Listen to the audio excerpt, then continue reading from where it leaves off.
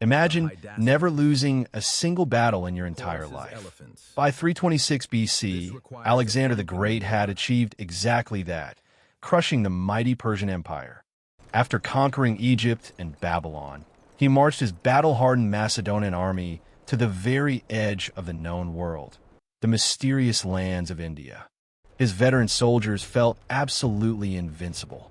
They had marched thousands of miles and defeated every single king who dared to stand in their way. But as they finally arrived at the banks of the Hydaspes River, their towering confidence suddenly hit a massive, incredibly muddy roadblock. It was the height of the monsoon season. The river wasn't just a gentle stream. It was a raging, half-mile-wide torrent of dark water. Crossing this violent current would be a logistical nightmare on its own. But on top of that, Alexander faced a terrifying new kind of enemy. Waiting patiently on the opposite bank was King Porus, a giant of a man who ruled a wealthy and powerful Indian kingdom. Porus didn't just bring a massive army of disciplined infantry and swift chariots. He brought a devastating secret weapon to the battlefield. It was a weapon that the Macedonians had rarely encountered, and they had certainly never faced it in such overwhelmingly massive numbers before. Elephants. To a Greek soldier who had never laid eyes on an elephant, this was a completely mind-bending and terrifying experience. It was exactly like a modern infantryman suddenly staring down a battalion of walking, biological alien mechs. The psychological shock was completely paralyzing. Even our brave eagle guide drops his jaw in absolute disbelief as a massive, armored trunk raises high into the misty, humid air. The great standoff had officially begun. The two armies stared at each other across the raging, muddy waters, waiting for someone to make a move. Alexander knew he couldn't just launch a frontal assault. If he tried to cross, his horses would completely panic and throw their riders. The overwhelming sight, the deafening sound, and the unfamiliar smell of the massive beasts on the other side made a direct cavalry charge impossible. If the Macedonians tried a direct amphibious assault, Porus's war elephants would simply stomp them into the muddy riverbank before they could even form up. The Indian war elephant of antiquity wasn't just an animal. It was a biological tank, standing over 8 feet tall, driven by a skilled mahout. They were capable of tossing grown men through the air like ragdolls. For the ancient world, they were the absolute ultimate shock cavalry. Arrian, the famous ancient historian, notes that the sheer, imposing presence of these massive elephants created a literal wall of terror along the bank. Porus strategically stationed his giant beasts at regular intervals along the edge of the river, creating an utterly impenetrable, living defensive line. For weeks, the two massive armies just stood there, staring at each other across the raging, muddy monsoon waters in a total stalemate. Our eagle mascot sweats nervously, checking a detailed tactical map of the river crossing. The map simply has the word "nope" written over it. Alexander realized brute force wouldn't work here. He knew he had to rely on his absolute greatest weapon to win this battle, his mind. He needed King Porus to let his guard down and become complacent. Above all else, Alexander desperately needed to create a massive distraction. So, the brilliant young king began one of the most elaborate and effective campaigns of psychological warfare ever recorded in ancient military history. He ordered his Macedonian soldiers to gather wood and light hundreds of massive, blazing campfires all along their side of the riverbank. Then, he commanded them to blow their war trumpets at the top of their lungs, shattering the quiet night with deafening military calls. They didn't just stand still. The troops actively marched up and down the muddy banks, dragging their equipment and shouting at the darkness. Alexander made them do this every single night, making as much confusing noise and chaotic movement as humanly possible to keep the Indians awake. The goal was simple but genius. Make King Porus think an attack was coming every night, until the boy who cried wolf effect took over. At first, King Porus took the bait completely. Every time the Macedonians made noise, he shadowed their movements, dragging his heavy elephants along the bank. But hauling massive, armored beasts through deep monsoon mud in the middle of the night is utterly exhausting for both the animals and the men. After weeks of this relentless fake-out, the boy who cried wolf strategy worked perfectly. Porus grew incredibly tired and eventually stopped reacting altogether. Assuming Alexander was merely making noise while waiting for the monsoon season to end, the Indian king kept his main army fast asleep in camp. This complacent silence from across the river was exactly what Alexander had been waiting for. It was time to spring the ultimate trap, leaving a large portion of his army behind in the main camp to keep up the noisy nightly deception and tend the roaring fires. Alexander took an elite crack strike force of about 15,000 men and slipped silently away into the pitch-black, rain-soaked wilderness. They moved under the heavy cover of a massive, terrifying thunderstorm. Nature itself seemed to be hiding their daring, high-stakes military maneuver. They marched 17 grueling miles upstream, navigating through thick, unforgiving jungle to reach a heavily forested, hidden bend in the river. The deafening crashes of thunder were perfectly timed, masking the metallic clanking of their heavy armor and the frantic chopping of wood. Working entirely in the freezing rain, military engineers rapidly assembled makeshift pontoon boats out of chopped timber and animal skins stuffed with hay. Even our brave eagle mascot has to put on a tiny yellow raincoat, shivering uncontrollably while holding a little lantern in the dark downpour. The entire operation was a complete logistical nightmare. Loading thousands of nervous cavalry horses onto fragile rafts in the pitch dark is incredibly dangerous. Trying to cross a violently swollen river at night, right in the middle of a screaming monsoon storm, was basically a recipe for absolute disaster. But Alexander wasn't known for playing it safe. As his small command boat pushed out into the dark, raging current, there was no turning back. The crossing was chaotic. In the pitch-black dark, they mistakenly landed on a large island first, thinking it was the true opposite shore. This navigation error wasted precious time. Realizing the mistake, the army had to frantically scramble back onto the rafts to cross another treacherous channel. But as the storm finally cleared and dawn broke, Alexander's elite strike force touched down on the true eastern bank. The trap was sprung. Back at the main camp, Porus woke up to the absolute worst possible news. The invincible Macedonian king was already on his side of the river. But King Porus didn't panic.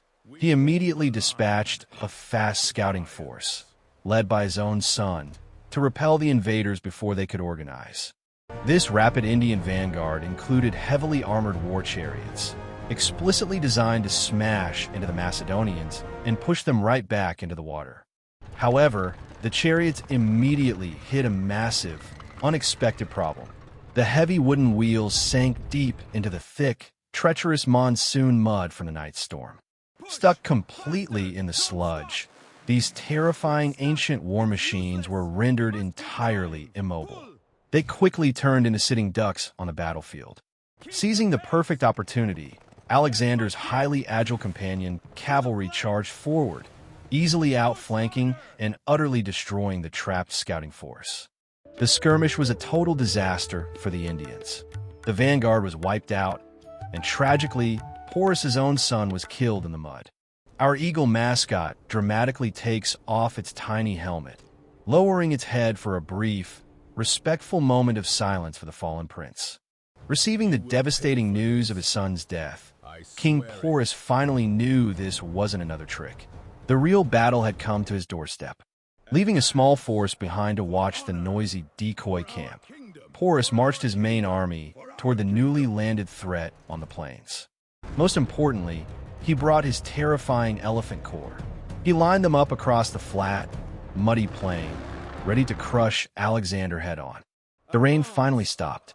The two greatest military machines of their respective worlds were finally about to clash in open, brutal combat. As the morning mist completely cleared, the Macedonian soldiers finally saw the terrifying, imposing reality of King Porus's massive battle line. Arrian perfectly describes the Indian formation like a massive, moving walled city. The dense, disciplined infantry formed the heavy curtain walls, and the giant, armored war elephants were positioned like massive fortress towers, spaced out evenly exactly every 100 feet along the line. King Porus himself sat proudly atop the largest, most fearsome elephant right in the dead center, towering over the entire battlefield like a god. Alexander surveyed the field.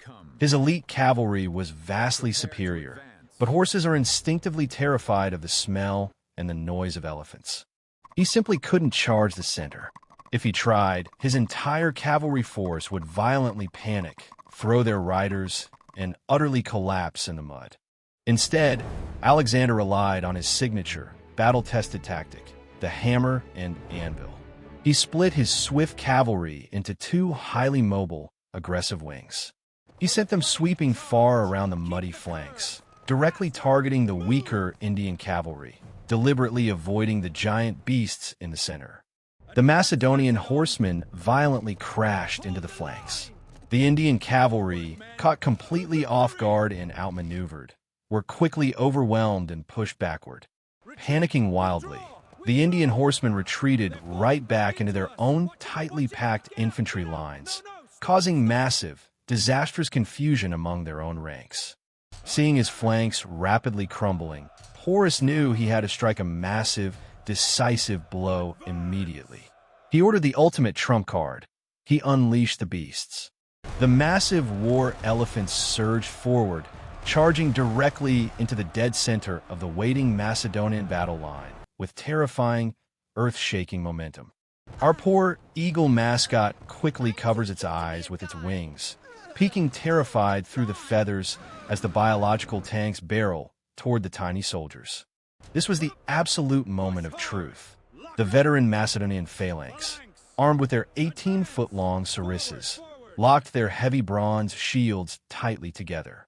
They braced themselves deep in the slippery mud, lowering thousands of iron-tipped pikes to receive the horrifying, bone-crushing impact of a literal biological earthquake. The initial collision was absolutely brutal, an earth-shattering crash of muscle and bronze. The sheer kinetic energy of the charge sent violent shockwaves through the mud.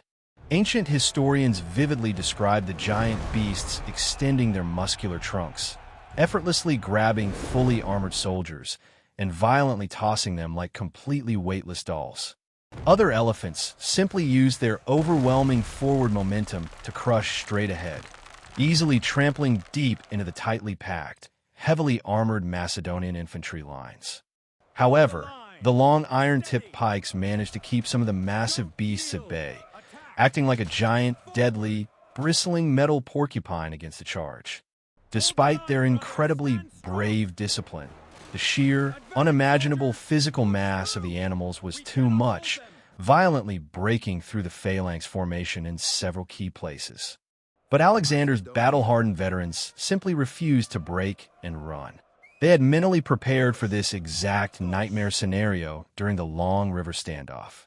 Rather than panic, they immediately adapted. The troops seamlessly deployed specific, highly brutal, and incredibly risky counter-tactics designed exclusively for fighting giant biological tanks. Fast-moving light infantry, armed not with cumbersome long pikes, but with sharp throwing javelins and hooked blades, bravely swarmed aggressively around the massive beasts. They knew exactly what not to do. They deliberately avoided aiming for the incredibly thick, leathery hide of the main body, which would easily deflect normal attacks. Instead, they aimed exclusively for the most sensitive, vulnerable spots. Relentless showers of sharp javelins were hurled violently toward the elephant's unarmored eyes. Meanwhile, heavily armed soldiers on the ground used razor-sharp, curved sickles to aggressively slash at the elephant's relatively unprotected feet and their sensitive, swinging trunks. Our eagle mascot physically winces, lifting up a little wooden sign that simply says "ouch" as he watches these highly brutal, ancient anti-tank tactics unfold. But the absolute most important target wasn't the giant animal itself. The Macedonians specifically aimed their ranged weapons upward at the mahouts, the Indian drivers sitting on top. Once a skilled driver was forcefully knocked out of his seat, the highly intelligent, wounded elephant suddenly became a completely uncontrollable, fully panicked force of chaotic nature. The once rigidly ordered battlefield instantly devolved into a completely chaotic, swirling, muddy nightmare of desperately screaming men and deafeningly trumpeting, wildly thrashing beasts. As the extreme pain and overwhelming panic fully set in, the once disciplined Indian war elephants completely lost their minds on the chaotic, muddy battlefield. Blinded by the javelins, wounded by sickle slashes, and completely without their skilled drivers, the terrifying giant beasts abruptly turned their backs to the enemy. In their frantic, desperate frenzy to escape the agonizing stabs of the Macedonian infantry, they crashed backward straight into Porus's own tightly packed infantry lines. The ancient historian Arrian explicitly notes that the panicked elephants ended up doing far more catastrophic damage to their own side than to the Macedonians. It was an absolute, horrific friendly fire incident on a scale rarely seen in ancient warfare. The proud Indian formation was being torn apart from the inside. Porus's massive army found themselves utterly trapped in a deadly vice, crushed between the advancing Macedonian Phalanx on one side and their own rampaging elephants. Unable to fight both the disciplined enemy and their own living tanks, the once impenetrable Indian defensive line completely and totally collapsed into the thick mud. For Alexander, the battle was an absolute tactical masterpiece of fast adaptation. But it was incredibly costly, with heavy casualties falling on both sides. Yet, despite the absolute collapse of his entire army, King Porus fiercely refused to flee the battlefield. He remained a warrior king to the bitter end. Suffering from a severe, exhausting wound in his right shoulder, the giant Indian king continued to furiously throw heavy javelins from the back of his massive elephant. He heroically fought off attackers from all sides until he was physically unable to lift his arms, utterly and completely exhausted from the brutal combat. Seeing its beloved master failing, his incredibly loyal, battle-scarred elephant gently knelt down into the wet mud to allow the wounded king to safely dismount. Watching this incredible display of sheer courage and unwavering loyalty from across the chaotic field, Alexander the Great was deeply, profoundly impressed by his enemy. Even the Macedonians stopped fighting. Our eagle mascot drops his little sword, offering a solemn, deeply respectful salute to the defeated but completely unbroken giant. Instead of moving in for the kill, Alexander immediately halted his army and sent a trusted envoy forward to respectfully ask for King Porus's honorable surrender. When the exhausted but unbowed King Porus was finally brought before Alexander on the muddy battlefield, the two legendary leaders stood face to face. Looking up at the towering giant who had nearly destroyed his invincible army, the young Macedonian king simply asked how he wished to be treated. Standing tall and completely unbroken despite his massive defeat, Porus famously replied with immense dignity, "Treat me as a king would treat another king." Alexander loved this magnificent, courageous answer so much. It resonated deeply with his own grand vision of nobility, honor, and warrior brotherhood. He didn't just spare Porus's life. Alexander generously allowed him to keep his entire kingdom and even significantly expanded his territory as an ally. Our little eagle mascot wipes away a big, happy, sparkling tear at the incredibly wholesome ending to such a terrifyingly brutal military conflict. The Battle of the Hydaspes went down in history as a truly legendary victory, widely considered Alexander's absolute greatest tactical masterpiece. It perfectly showcased how extreme discipline and rapid tactical adaptation on the fly could completely overcome the ultimate terror weapon of the ancient world. But this glorious victory came at a terrifyingly high price. The severe psychological trauma of fighting those giant, monstrous beasts left deep scars. That lingering terror, combined with the utterly miserable, endless Indian monsoon rains, finally broke the spirit of the supposedly invincible Macedonian army. Just a few weeks later, they did the absolute unthinkable. They mutinied. They outright refused to march even one single step further east into India. Despite his furious anger and passionate speeches, this massive refusal forced Alexander the Great to finally turn his invincible army around and head back west. The terrifying Indian war elephants had technically been defeated on the muddy battlefield of the Hydaspes that day, but they had successfully left a deep, horrifying psychological scar on the soldiers, completely shattering the myth of Macedonian invincibility. It was a scar that even the greatest, most ambitious military conqueror in human history simply couldn't heal. Thanks for watching.